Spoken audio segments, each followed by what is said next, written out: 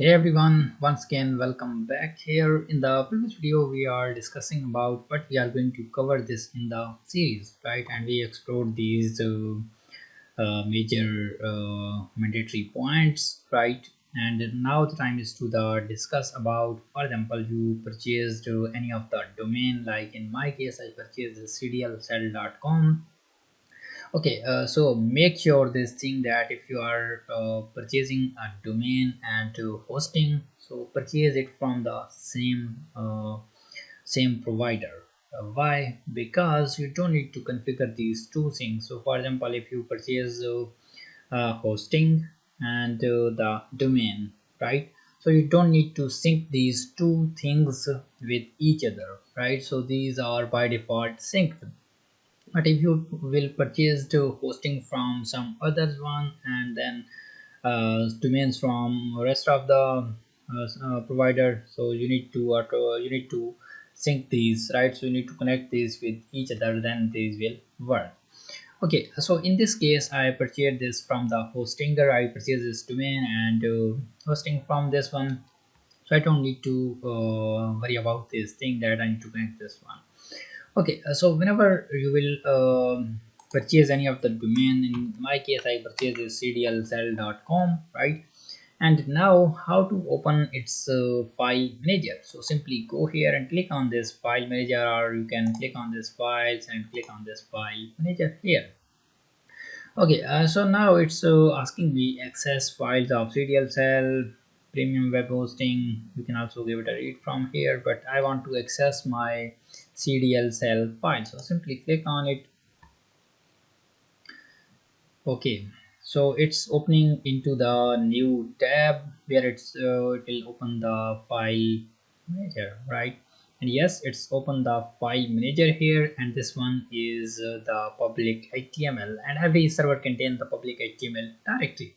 Okay, so simply click on it, and this one is a root directory of our application, right? So this website is hosted here, right? And how it's loading? So it's simply loading it from this index.php file. So whenever you have your root directory, so it's contain an index.html file, and then it's loading the website from this index.html file, right? Okay, so here this one is my application. I told you that this one is a WordPress application, and I have created a lot of other projects on this same, not the same. I created the subdomain and I hosted my applications here. These ones are mostly laravel application. Okay, and here if I go back, now I'm on the public HTML, right? If you want to park any of the domain, so you need to go to the domains directory, and then you need to first set up the domain, and then this domain folder will be automatically created inside this file manager, right? So we will do this here in this one. So I'm going to create basically I want to host a subdomain here, right? So simply move to the domains directory, right? So my client is sending a message.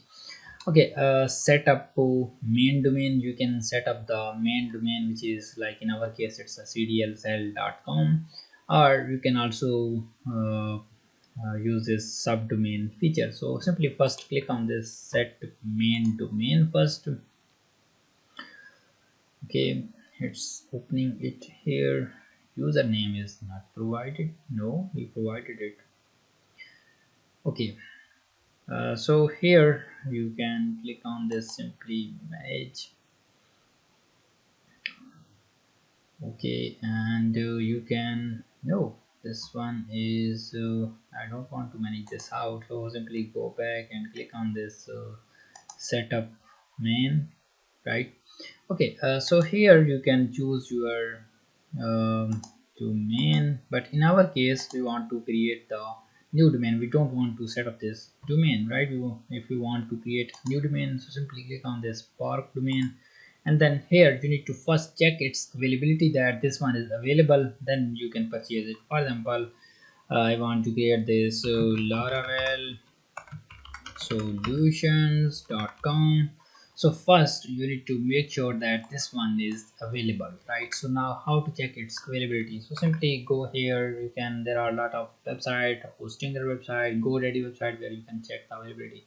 Simply say type here check domain availability, right? And then open the, you can open the already one, or you can open the Hostinger. So it's almost pointing the same that this domain is available or not. So simply type your domain here, hit enter. I'm also going to open this using the Hostinger, so hit enter and let's search it. Okay, so it's to search this domain. Let's wait for a moment, click on this search. Okay, why it's not able to search this? Okay, it's doing, and it says that your domain is available, right? So you can purchase this using this price. And if I go here, and it says that yes, this one is available, right? So if this one is available, you can add it into cart or purchase, and later on you can purchase it, right? And here you can make it yours, and you can purchase this, simply this domain. And after this you can add it here, right?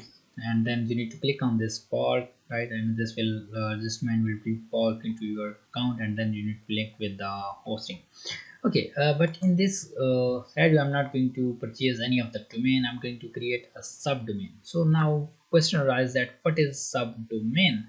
So basically the subdomain is uh, you can say that this one is cdlcell.com is our main domain, and we are going to create another subdomain.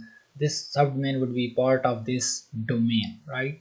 So we are going to create the another subdomain, which is app.cdlcell.com, or we can say that dev.cdlcell.com, right, like this. So this one would be the uh, our subdomain. So I'm going to create this subdomain in the next video, and thank you so much for watching this video. If you like this video, subscribe the channel and stay tuned. Bye bye.